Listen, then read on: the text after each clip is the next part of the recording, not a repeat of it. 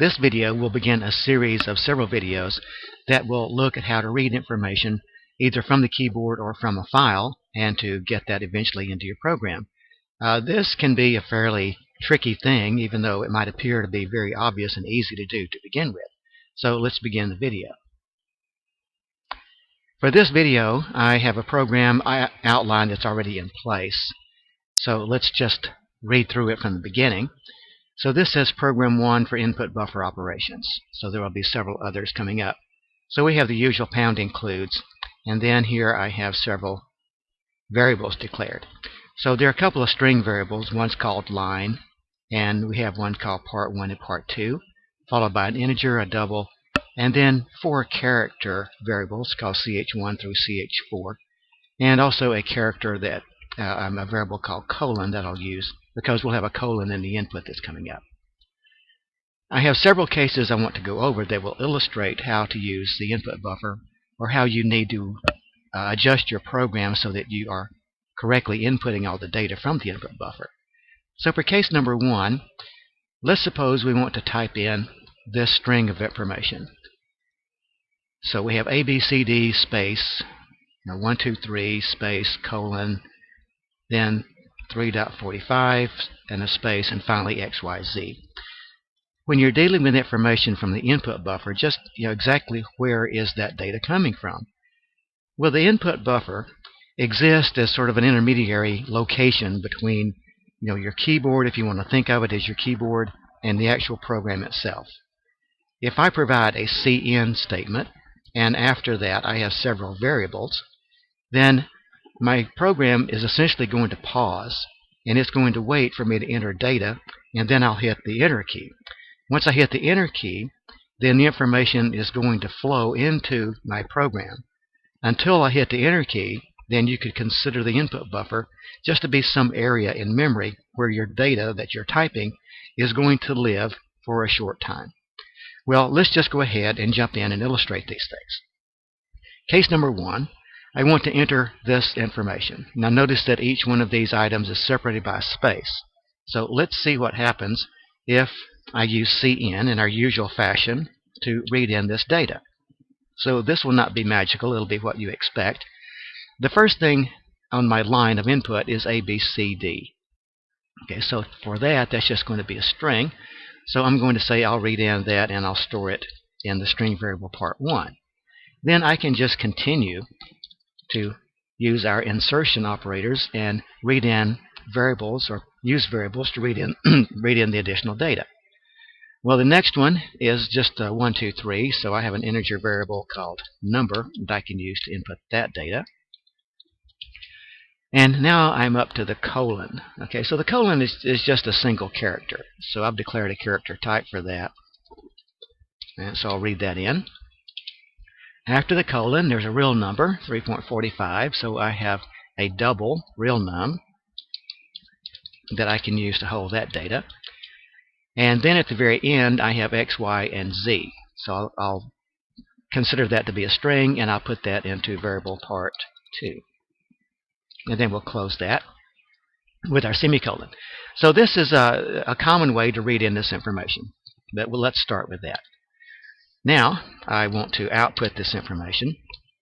So let's do some output statements, and I'll be kind of verbose with this. We'll identify what each one is, and then we'll actually output the variable itself, part 1, with an end line. And then I'll just go through the, well, let me shorten this just a little bit, and I'll put all of these into one cout statement. Okay, so the next thing is number. And without any other formatting, I'll just print out these values. And I put the semicolon there again. I don't want to do that. Okay, the next thing is just going to be the colon. Not very exciting, but we'll print that out.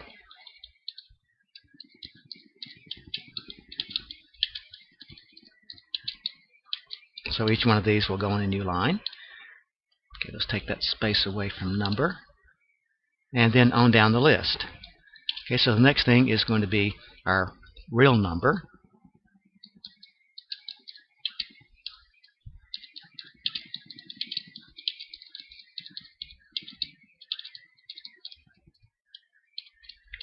And I keep wanting to put the semicolon on that one. But we have one more thing to print out, and that's the XYZ, which I stored in variable part 2.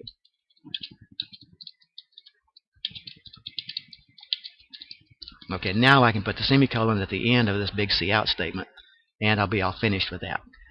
Okay, now notice afterwards, I've already put some code here to kind of separate these cases.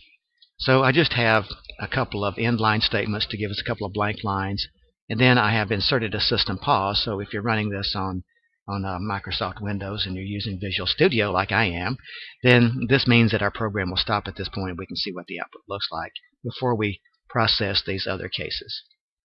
Now, taking what we have, let's go ahead and let's compile the program and run it. So we'll build the program, and then we'll run it. Here's the output. And as you can see, we have the prompt that is telling us to enter the data exactly as it's shown here. Now, why am I doing this? Well, if we want to look at the data from the input buffer, then we actually have to type it in. So I couldn't put a constant string inside the program like I've done with this constant case 1 and so on information here. In order to process data from the input buffer, we have to type it into the input buffer. So as I type this information on the keyboard, it's going to be placed, or it'll start to flow into our input buffer. So let me type it as I have indicated. So ABCD space 123 space a colon 3.45 a space and then XYZ. And let's make that uppercase. Okay, XYZ. Now, I've been typing data into the input buffer, and I terminate my input by hitting the enter key. So when I do that, then the information is going to flow from the input buffer into the program, where it will be input by this CN statement that we've written right there. Okay, so now the input is going to exactly match all of those variables, part 1 number, colon, real number, and part 2. So everything will work nice and smoothly, and we'll see the output show up. Okay, so now I'm going to strike the enter key, and the program continues. And let's get to that code once again.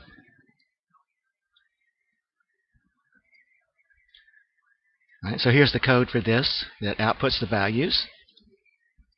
And here we see the results of that output.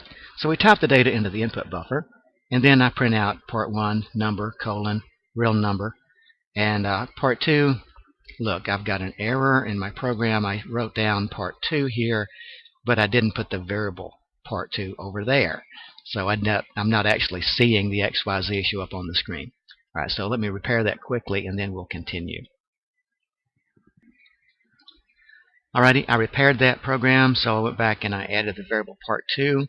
Then I built the program, and I ran the program, and now you can, when I hit the enter key, I've typed in all of the information once again. So now when I type the enter key, then we do see for part 2 we get XYZ. Alright, so this is not unusual. This is a straightforward matching of the CN with all the variables to the actual data that we're going to type in. So I have 5 variables, and I have 5 inputs separated by spaces. Now let's move on to something a little more interesting. Now let's go down and we'll do case 2. In each of these cases, I am going to type in the same type of information. But as we get to cases a little further down, you'll see I'm going to leave out the spaces. Okay, so let's do case number 2 at this point. And what I want to do this time is I want to type in all the information as I did previously, but I'm only going to read in a small part of it, or only 2 variables. So I want to do CN, insertion operator, and I'll read in part 1. So that would be ABCD again. Then I want to read in the number as well. So let's put another insertion operator, and I'll CN number, and I'll leave it at that right there. Then I want to output these values. So to keep from typing all of that again, what I'm going to do is to take part of my cout statement from case number 1 and copy it and paste it. So I'll copy those 2 lines, and my Visual Studio is wanting to go do something. Okay, so now we'll scroll down. Then I'll paste in those lines here. I'll need to modify this a bit because I want to print out part 1 and part number, so I need to make sure I put the semicolon there. Okay, now what is going to happen if I type in all of these values, but I only read in part 1 and number, and then I try to print those out? Well, okay, let's go ahead and try that, and let's see what we get. Now, once again, I have these statements to separate the cases from one to the other, and I have the system pause here so that it will leave our information on the screen. Now, notice the behavior when I compile and run this program. Here's the window, and this is case number 1, so I need to get past it. So I'll go ahead and type in the same thing we did earlier.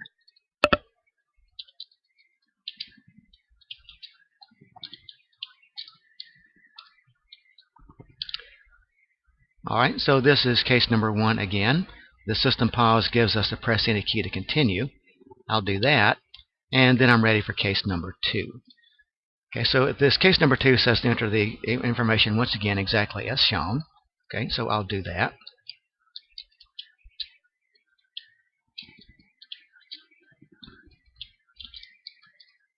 Now, I'm going to hit the enter key, and let's see what kind of output we get. Well, okay, I did get part 1 and I got number. So let's see if I can move this so that we can see the corresponding output on the screen. So I did a CN, and I only read in part 1 and I read in number, and then I did output those two things to the screen. And here is the output. We have part 1, A, B, C, D, and we have number is 1, 2, 3. What happened to the other data that I typed in? I typed in a colon space 3.45 space XYZ. Now, what happened to that data? My program is ready to move on. Well, what is really happening here is that I didn't provide variables for the other information. I did part 1, I did number, but I didn't provide variables for the colon, the 345, the XYZ. So what's happening here is that that information is still in the input buffer. I can still read it. I could put some additional statements in here to read that out, and I could print them. And if I tried to read in some additional information or input other data, then the data that is still in the input buffer, that is this part that I'm highlighting, that's still out there in the input buffer, that would have to be flushed out before I could add any additional inputs. Now, to illustrate what is still left in the input buffer, then I'm going to use a getLine statement. The getLine statement is going to pull out everything else that remains in the input buffer. If it happened to be empty, then it still works, but it just wouldn't input anything. Right, so this is what we have currently.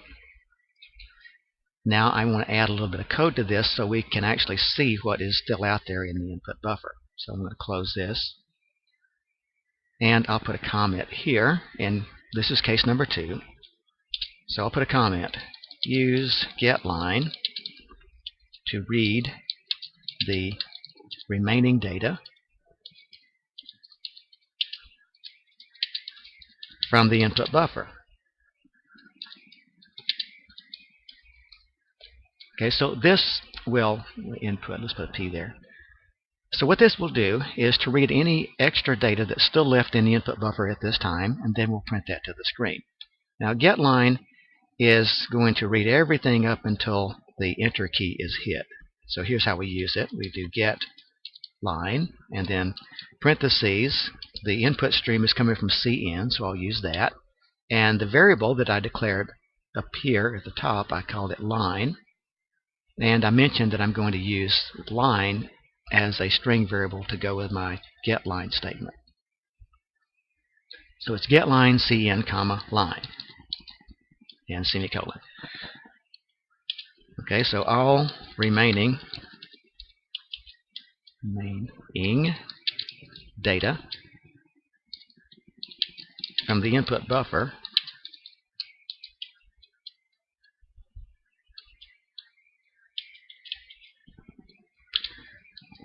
will be read into line. Then I want to print out that information. So let's do cout. Okay, let's do a double quote, and let's indicate what we still had in the input buffer. Input buffer contained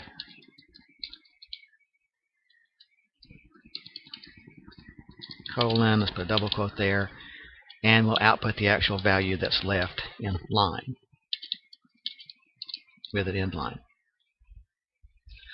So now we should see the remaining information, that is the colon, 345, and XYZ. All that stuff that's still left in the input buffer, we will read that with our getLine statement, and then we'll print it out.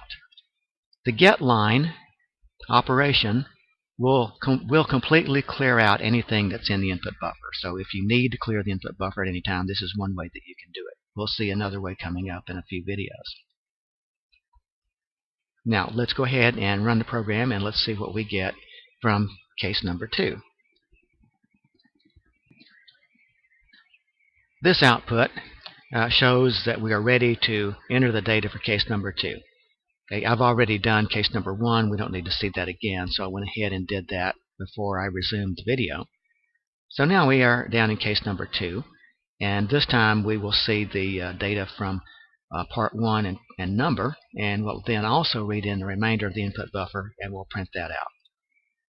So I'll type that data once again. ABCD 1, 2, 3, colon 3.45 and XYZ. Then I'll hit the enter key. Then look at the output we get. Say part 1 is ABCD. Number is 1, 2, 3. But the remaining information in the input buffer is the colon, 345, and XYZ. So the input buffer can retain information, and then it can be used later in your program. So that might be something you want to do, or it might cause an error.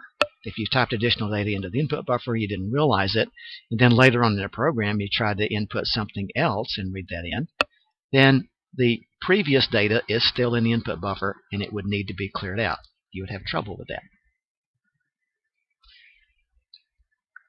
Okay, so this illustrates a situation where we have typed some data into our input buffer, a lot more than we really needed.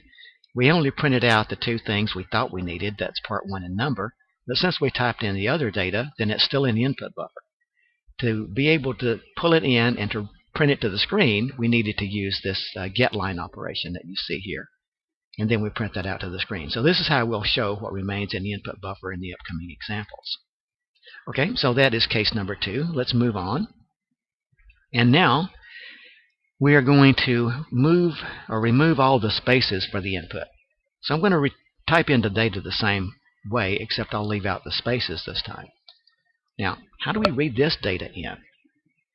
When we did CN, then we had a space between each one of our items. In case number 1 and case number 2, we had a space between each one of those data items. CN expects that to be there. If you use CN, then it reads up until it locates a space, and then it assumes that there's no more input for that particular variable. So spaces will terminate a CN statement. And also an end line, as far as that goes. Any kind of white space indicates to CN that this particular data item is complete. That is, we read to a certain period, we read up to a point, and then when we encounter a space, then CN stops to wait for the next input. This time, there are no spaces. So how can we read this data in? Well, here's how we will do that. Let's try to do it the same way we did earlier. Let's do CN, okay, part 1, number, and this will not work, but let's attempt to read it in the same way to see what actually happens. The colon, real number, and finally part 2.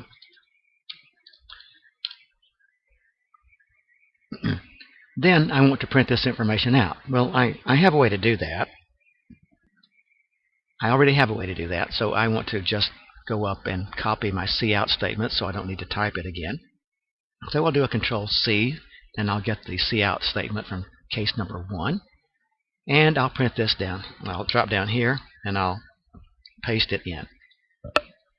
Okay, let me do some alignment with that. So this is an attempt to read in this information the same way we did in case number 1. What will happen? Well, let's build the program and run it and just see what happens.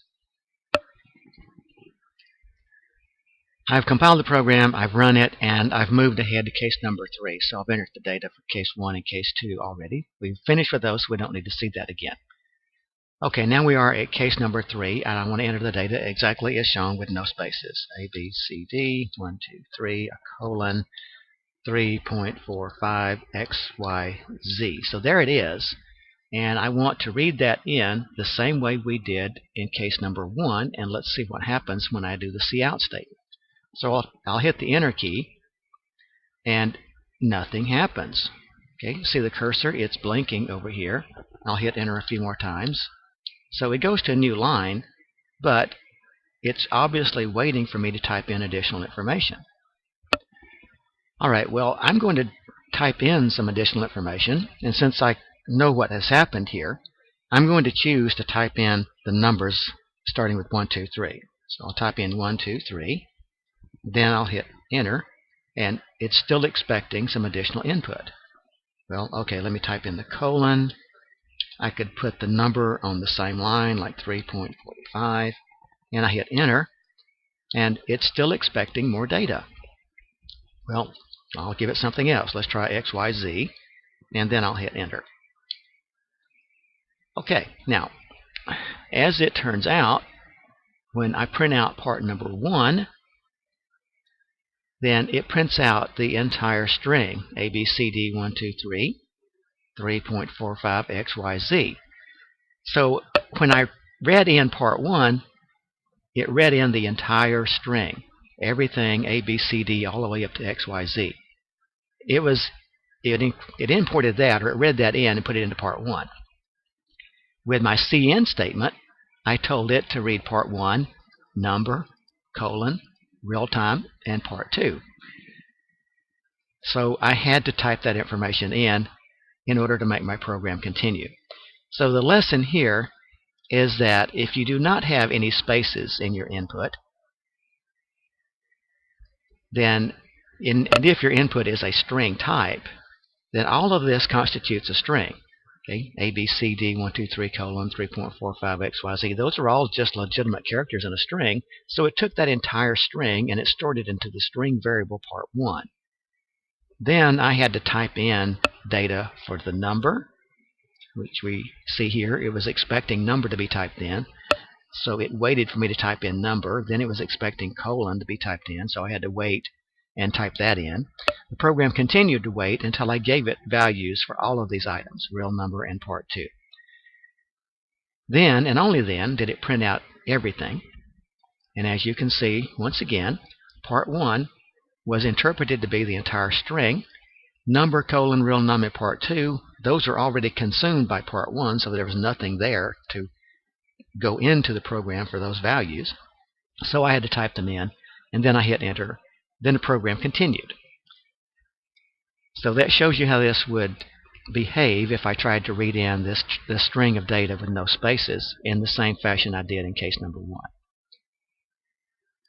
Well, obviously that did not work, or at least it didn't give me what I really wanted it to give me.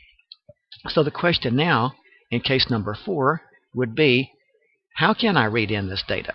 How can I separate the A, B, C, D, the 1, 2, 3, the colon, and all those items? How can I separate those, reading them in from the input buffer with the variables that I have? Well, it turns out I can't use the same variables. I just demonstrated that. So what I'm going to do instead is I am going to read the characters one at a time. So I have these character variables ch1, 2, 3, and 4. So I want to use those, and I want to use those variables to accept the letters A, B, C, and D. Now, after I've read those in, the next 3 elements, or next 3 characters, will be the integer value 1, 2, 3, then a colon, and so on. So let's look at how we can read this information in and actually store these values into the variables that we want, other than part 1. Well, here's what I want to do. I'm going to do a cin statement. So I'll use cin again. All of these are using cin. So I want to read in ch1, ch2, ch3, and ch4. So let's put a semicolon after that. When I'm reading in a single character, if I'm using a variable which is a type char, as I've declared them to be here, then the input, the cin statement, is only going to read the next character, and it will store it into that character variable, like ch1. So this would input the value for the a. The a would go into ch1. The input would stop at that point. ch1 is a single character, and even though I'm using cin and there are no spaces, then ch1 is satisfied by a single character, regardless of what that character might be. So ch1 will accept the a, ch2 will import the b from the input buffer, ch3 will get the letter c, and ch4 will then get the letter d. So this will allow me to input this first a, b, c, d not as a string, but as 4 separate characters. So let's put a comment to that effect here. Okay, read a, b, c, d as individual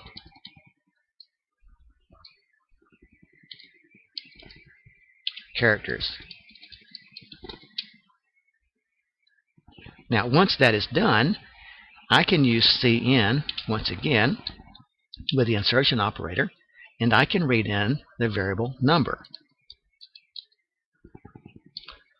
Number is an integer value. So after I've read in a, b, c, d, the next characters that occur are a legitimate number, 1, 2, and 3. So that's an integer value, but the colon is not. So number is going to be input by cin up through the input string on the input buffer until it encounters something that doesn't make sense. So colon is not a number. So the variable number will accept these 3 things, okay, 1, 2, and 3, and that will go into our variable number. That leaves us then at the position where the colon has been typed in to the input buffer. I can read that next with a cin for colon, which is a single character. This has now moved us through the input buffer up to where the 3 begins. Okay, 3.45 represents a legitimate real number. So if I input a variable that is of type double or float, then it will read the 3.45, and it will stop when it encounters something that doesn't make sense as a real number, which would be the x. So I can read in the real number next, real num. So this will take care of the 3.45. The remaining information in the input buffer after that is just the end of this string, which is x, y, z. I can read that in and put that into part 2 and close that with a semicolon.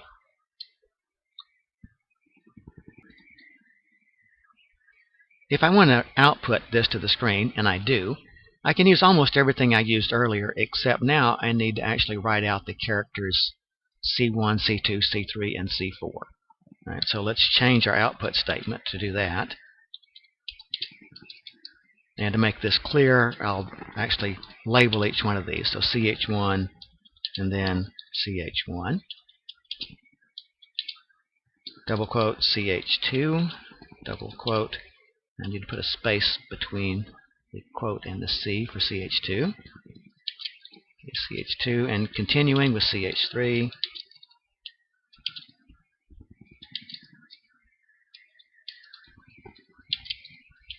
And finally CH4.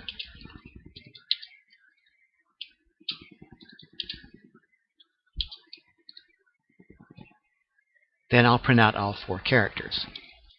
Now I can continue and output the rest of this information, but I have cout statements for number, colon, real name in part 1, so I'll copy and paste that.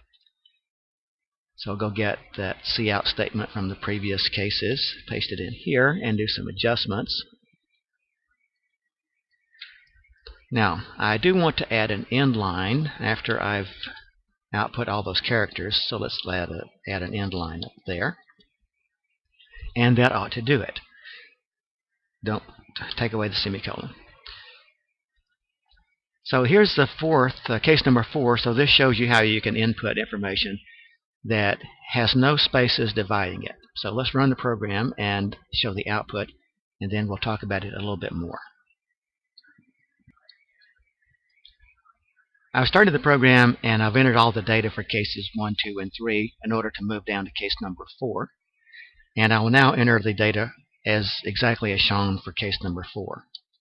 A, B, C, D, 1, 2, 3, no spaces, colon, 3.45, X, Y, Z. Now when I hit enter, then let's look at the output that we get. So the first line of output, we see CH1 is A, CH2 is B, CH3 is C, CH4 is D. Then number, colon, real number, and part 2 are all input and output as you would expect them to be. So by modifying the way that I read in this string of information, I was able to use CIN statements and read in everything the way that I wanted it to come in. Now I had to change this part, A, B, and C, A, B, C, D, because I wanted to move past those characters in order to get to the number which was embedded in the string 1, 2, 3. Then I wanted to move on past the colon to get to 3.45. The secret to doing this with CIN is the type that you have for your variables. When I used in part 3 up here, or case number 3, when I tried to input this string with no spaces between it, part 1 was a type string, so it interpreted all of the data that I typed in to be a string, which is perfectly correct. It didn't understand that I wanted to divide out the numbers that I had embedded in here. To get around that problem, if I chose to use a different input type, which is CH1, 2, 3, and 4, those are just a single character.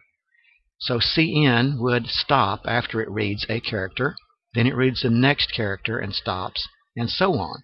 So by using these 4 character types, I can read in 4 and exactly 4 characters into my program, leaving the 1, 2, 3, and so on still in the input buffer. Then, after doing the C1 through C4, I can then read in number. Number extends up to the colon. Then I can read the colon to move it out of the way. Then I can read in the real number, which was the 3.45. And then it stops at the X because that is not a number. Then I can read in part 2, which is a string type, and that will input everything else in the input buffer. So if you have a situation where you have some kind of number, product code, a vehicle identification number, or something that is a long continuous string, then you have to input it like this. And the way that you can input it is to make sure that you declare enough variables of the proper type. Then you can use CIN to move through this input string as you like. So I think that illustrates how you can use the input buffer with variables and with CIN in order to input the data. And we also noticed in this program that you can use getLine, where getLine will input an entire line, including any spaces or white space that might appear between any 2 items. And we'll look at the getLine more in coming videos. Okay, that concludes this video.